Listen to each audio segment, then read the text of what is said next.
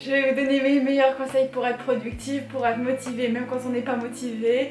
Oui, c'est chelou, oui, c'est le concept de la vidéo, mais je pense que voilà, les trucs que je vais vous donner aujourd'hui, je suis super contente de vous les donner. Enfin, les tips que je vais vous révéler entre guillemets dans cette vidéo, franchement, chacun d'entre eux, je les applique dans ma vie, ils ont des résultats que merci, merci, franchement, ces tips d'exister parce que franchement, ça change tout, ça change la donne. Encore une fois, il y a une chose que je tiens absolument à dire avant toute chose dans cette vidéo, c'est que ça marche sur moi, ça marchera pas forcément sur toi, ok?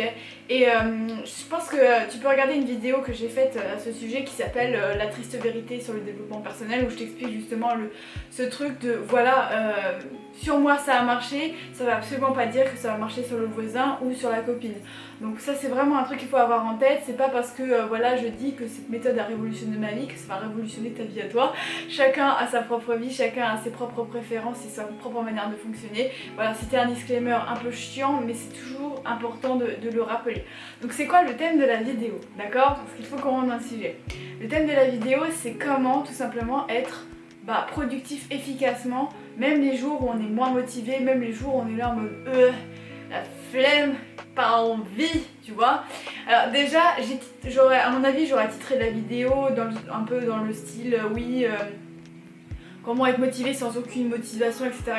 Si j'ai titré la vidéo comme ça, sache que bon, que je l'ai fait surtout pour faire un truc un peu sexy à cliquer, tu vois, mais faut savoir que au bout d'un moment, c'est pas vrai, on peut pas agir quand on a zéro motivation. Quand on agit, on est forcément motivé par quelque chose, même si c'est minime, même si c'est masqué, même si c'est une motivation qui n'est pas forcément ultra visible, mais l'humain fonctionne comme ça. Pour faire quelque chose, il faut être motivé par quelque chose. Il y a toujours la motivation rentre forcément en jeu dans chaque mouvement qu'on fait dans notre vie.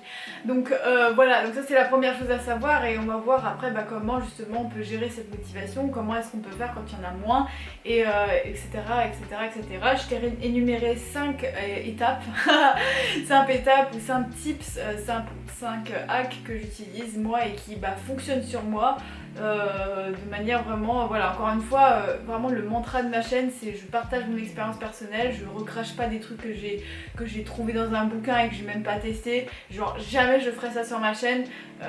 Si je te le partage, c'est que vraiment j'ai testé, que je l'ai approuvé, que ça marche sur moi et que j'ai des résultats avec, voilà.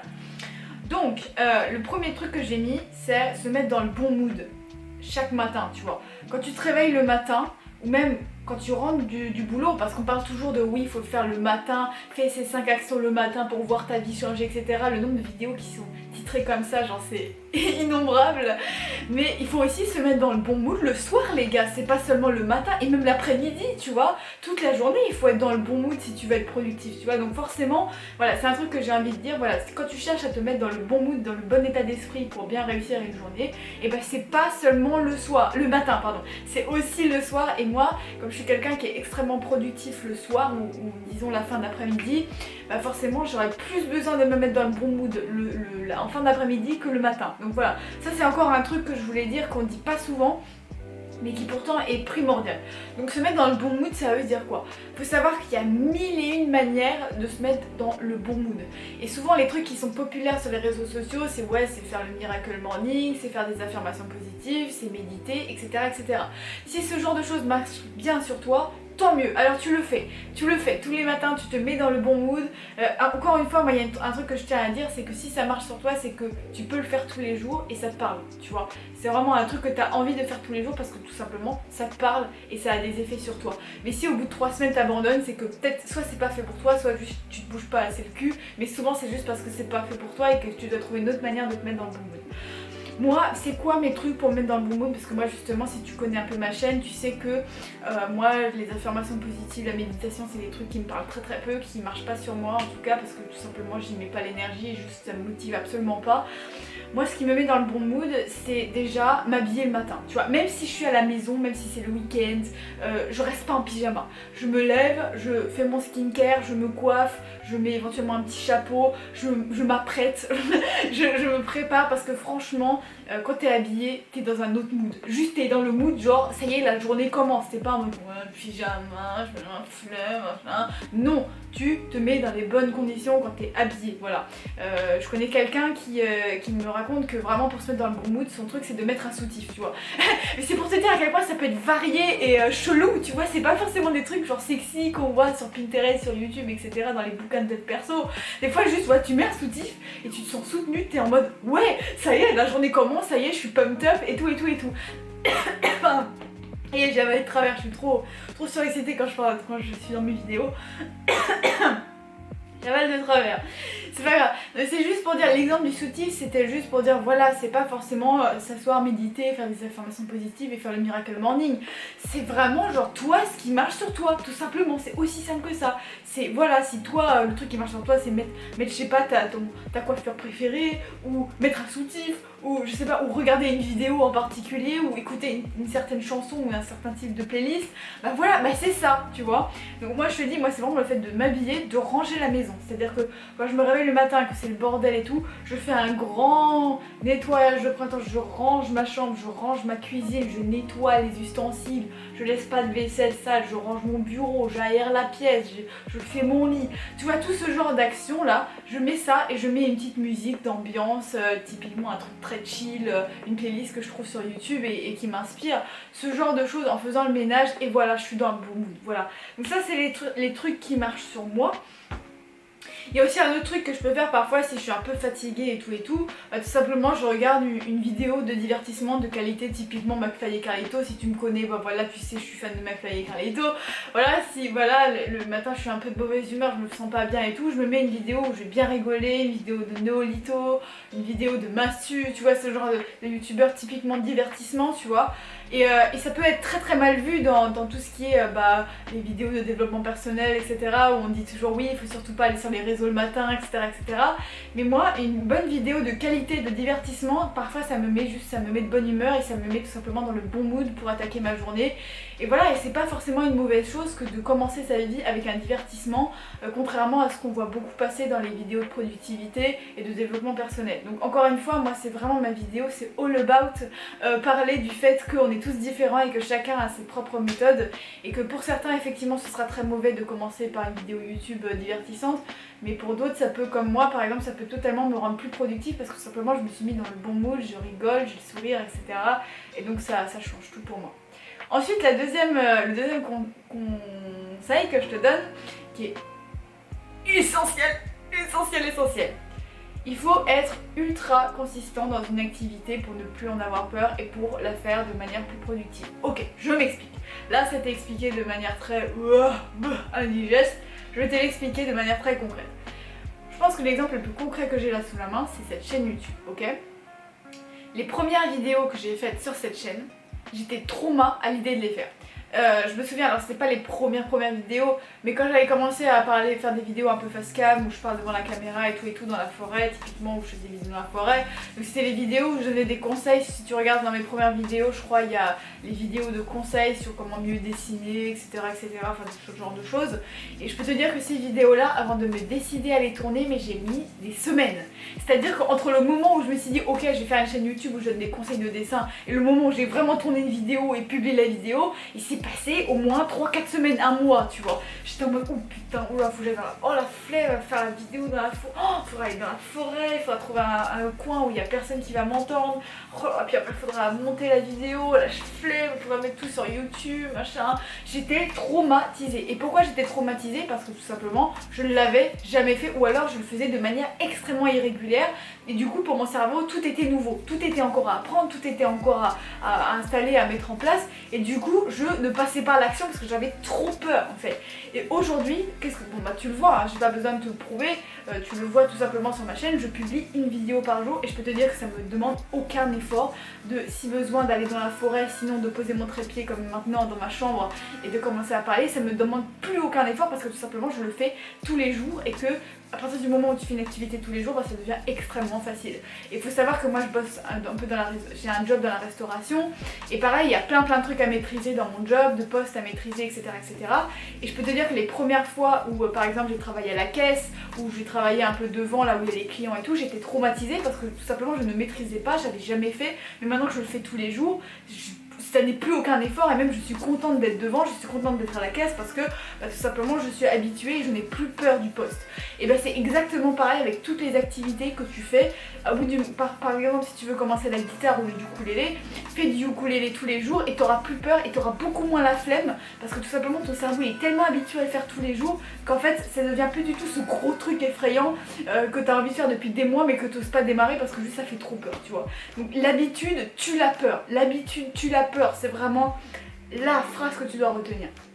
Et je pense que c'était un des conseils les plus importants de cette vidéo, même si ouais, le dernier il est ultra important aussi. Ouais, on en parle tout à l'heure. Ensuite, conseil numéro 3, être constamment inspiré. Alors ça c'est pareil, ça peut paraître un peu con comme ça, être constamment inspiré, ouais, ça veut dire quoi être inspiré, etc. etc. Mais quand tu as une activité dans laquelle tu veux être productif, mettons, je dis pas le théâtre, imaginons, tu veux être productif en théâtre, tu veux apprendre tes textes plus vite, tu veux être consistant dans ta pratique du théâtre, bah, tout simplement, regarde plein de pièces de théâtre, sors de chez toi, va voir des gens qui parlent un petit peu de théâtre, rejoins des groupes Facebook, en fait, et constamment des nouvelles données sur la passion que tu as pour tout simplement être inspiré.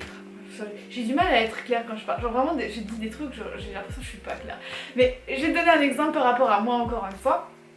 Par exemple, cette chaîne YouTube, pour rester sur le même exemple, moi je publie des vidéos tous les jours et forcément si j'ai pas d'idée, si je m'inspire pas d'autres youtubeurs, si je ne consomme pas moi-même de vidéos YouTube, ou si je sors pas de chez moi, ou si je reste dans mon appartement à rien foutre, regarder juste des trucs de Netflix de merde, des séries de merde, tu vois, tout simplement je vais pas avoir d'idées pour mes vidéos. Si j'ai des idées pour mes vidéos, c'est parce que je regarde d'autres chaînes YouTube qui me donnent des idées, c'est parce que je sors de chez moi, parce que je parle à des gens, parce qu'il se passe des choses, et du coup ça me fait des anecdotes à raconter, et constamment comme ça un flux de nouveautés qui rentrent dans ta vie, des nouveaux bouquins, des nouveaux youtubeurs, des nouveaux je sais pas amis sur Facebook, des nouveaux groupes Facebook que tu rejoins, des nouvelles activités, peu importe ce que ça peut être, des choses qui renouvellent en fait ton quotidien, que ce soit pas toujours la même chose et que tout simplement tu sois beaucoup plus inspiré. Et c'est marrant parce que moi par exemple, par exemple, je peux parler du sujet de ma chaîne YouTube. Moi, pour m'inspirer, j'utilise absolument pas que des gens sur YouTube qui parlent de la même chose que moi. Pour être inspirée, je prends appui sur aussi des expériences qui m'arrivent dans mon job, des choses qui m'arrivent quand je chante. Tu vois, des trucs qui n'ont rien à voir de base, entre guillemets, avec ma chaîne YouTube. Mais en fait, toute la diversité de ce qui peut se passer de nouveau dans ta vie donne des idées, en fait, à tout ce qui se passe dans ta vie. Je sais pas si tu me suis, mais en gros voilà. Donc typiquement pour avoir des idées de vidéos, je m'inspire de choses qui de base n'étaient pas prévues pour la chaîne YouTube, tu vois. Typiquement mon chant, quand je fais mon chant, je pense pas forcément à YouTube, mais ça n'empêche que je cite souvent ma vie de chanteuse parce que tout simplement ça m'inspire, ça rafraîchit mon niveau d'idées, etc., etc. Donc voilà, être toujours inspiré, avoir toujours de la nouveauté, des nouvelles activités, du rafraîchissement, c'est extrêmement important pour être productif, c'est ça qui te donne la motivation et qui te pousse à être consistant dans des activités de prédilection. Voilà. Ensuite, 4, ultra important, contrôler son niveau d'énergie. Tu vois, ça c'est un truc qu'aujourd'hui, nous les homo sapiens modernes, on fait assez mal de contrôler son niveau d'énergie. Ça veut dire quoi contrôler? Ça peut paraître un peu ésotérique comme ça, mais attention, j'ai pas terminé. Mais contrôler son niveau d'énergie, c'est tout simplement savoir quand il faut faire une pause et quand ta pause aussi est terminée. Parce que c'est bien beau de faire des pauses, mais il faut aussi savoir quand la pause est terminée, qu'au bout d'un moment, est-ce que t'es pas en train de juste être flemmard et que juste voilà, t'es assez reposé et que maintenant il faut y aller, quoi, tu vois. C'est ça aussi, parce qu'on dit toujours oui, il faut faire des pauses, il faut se reposer, etc. Mais il faut aussi savoir quand la pause s'arrête. Moi typiquement voilà ce que je fais quand je rentre du boulot, généralement je sais que je suis épuisée, je suis claquée au sol et au lieu de rentrer chez moi et de faire tout ce que j'ai à faire, c'est-à-dire faire mes courses, faire mon chant, alors je sais qu'après on n'a pas tous le temps, tu vois, mais bon, au lieu de faire mon sport, mon chant, faire mes vidéos, mon montage, etc., je me dis ok, là je suis crevée, j'ai besoin de plus d'énergie pour faire tout ce qui me reste encore à faire dans la soirée. Donc ce que je fais, c'est que je me mets dans mon canapé, je regarde un épisode de Lucifer sur Netflix, je chill out, je me prends une boisson chaude, je me repose, je décompresse un maximum, et une fois que j'aurai terminé mon épisode de Lucifer qui dure 40 minutes, je serai mieux, je serai moins fatiguée et je pourrai attaquer le reste Voilà, donc c'est vraiment ce truc de se dire ok, est-ce que là mon niveau d'énergie il est suffisant pour l'activité que je dois faire et comment est-ce que je change ce niveau d'énergie. Donc soit je me repose, soit au contraire si je suis un peu mollassonne, que je suis pas fatiguée mais que je suis en mode mollassonne, bah, est-ce que je ferais pas peut-être une petite marche, une petite séance de sport, un truc qui me remet un petit peu, qui fait monter mon niveau de mon rythme cardiaque pour que tout simplement je sois que j'ai plus d'énergie tout simplement. Ça c'est extrêmement important, mais pour être productif et pour être motivé c'est vraiment essentiel de connaître à quel moment tu es fatigué, à quel moment tu es mollasson, à quel moment tu as besoin de plus d'énergie, etc. Ça change absolument tout. Et enfin le dernier conseil qui est ultra important, bah vraiment ça, j'ai envie que tu écoutes vraiment sérieusement parce que juste moi c'est le truc qui marche le mieux sur moi, enfin qui est le plus déterminant en tout cas dans les résultats que je peux avoir ou non dans ma vie, tu vois. Quand tu veux être productif, quand tu veux atteindre un objectif, le plus important pour moi c'est de ne pas regarder les résultats à court terme. Je veux dire, un résultat à court terme ne vaut strictement rien, qu'il soit positif ou négatif. Si par exemple tu veux te mettre à la danse classique, je donne cet exemple parce que je viens de commencer la danse classique, tu vois. Si tu viens de te mettre à la danse classique et que dès le premier cours tu vois des gros progrès, t'es en mode waouh putain mon en dehors il a tellement évolué, oh mon dieu j'ai tellement gagné en souplesse, etc. Ne t'emballe pas. C'est pas parce que t'as un super résultat le premier jour que tes résultats que tes progrès vont être proportionnels au long des semaines. Il y a toujours des moments où tu vas régresser, des moments où tu vas faire des plateaux et des moments où tu vas beaucoup progresser, mais sur le court terme ça n'a aucune valeur. C'est vraiment au bout de 2 mois, 3 mois que tu peux faire un bilan et tu te dis ok, sur 2-3 mois, quelle est mon évolution, quel est mon niveau de progression, qu'est-ce qui a le plus marché, qu'est-ce qui a moins marché. Mais sur le court terme, t'es jamais à l'abri d'abandonner, d'arrêter, de tout d'un coup perdre toute ta motivation et de reperdre tout ce que t'as gagné, etc., etc. Et ça c'est un truc que j'applique énormément à ma chaîne YouTube, notamment parce que je ne regarde pas mes statistiques. Donc encore une fois, j'ai vu les gars, parce que dernièrement j'ai regardé mes stats parce que j'ai atteint les 1000 abonnés, donc j'ai dû faire quelques manips sur mon YouTube Studio. Mais les gars, j'ai vu que vous m'avez laissé beaucoup de messages dans l'onglet communauté ou je sais pas quoi. Et les gars, il y a le groupe Facebook maintenant, donc voilà, donc si je réponds pas, je suis désolée, mais voilà, je sais pas du tout pourquoi. Bref, je disais ça parce que tout simplement, d'habitude, je ne regarde absolument pas mes statistiques, je ne regarde pas les messages que vous m'envoyez dans l'onglet communauté. Tout simplement parce que sinon je prends trop à cœur des résultats qui sont à court terme. Alors qu'en fait le seul résultat qui compte c'est au bout de 3 mois combien d'abonnés j'ai gagné, tu vois. Et vraiment, il y a vraiment des gens, mais la plupart des gens abandonnent parce que justement ils prennent trop à cœur les résultats au court terme, tu vois. Ils prennent trop à cœur, soit parce qu'ils ont fait une grosse progression, du coup ils ont l'impression que ça va être comme ça tout le temps, soit parce qu'au contraire ils ont absolument pas avancé, ils ont l'impression qu'ils vont jamais avancer. Mais non, regarde pas au bout de 2-3 jours, regarde au bout de 2-3 mois. C'est là vraiment que tu vas voir si oui ou non t'as progressé, si oui ou non. Sinon c'est juste des résultats qui sont éphémères, qui sont absolument pas représentatifs de ce que tu vas avoir sur le long terme. Donc franchement c'est une énorme dose de démotivation qui peut te rentrer dans la gueule si tout simplement t'es trop attentif à ce qui se passe sur le court terme. Voilà, ça c'est. J'espère que tu as bien compris ce conseil parce que pour moi il a tout changé, c'était un game changer, donc vraiment voilà. Et ben en tout cas j'espère que la vidéo t'a intéressé, qu'elle t'a fait kiffer. Et bah écoute, sur ce, je te dis à demain pour un nouveau contenu et bah d'ab.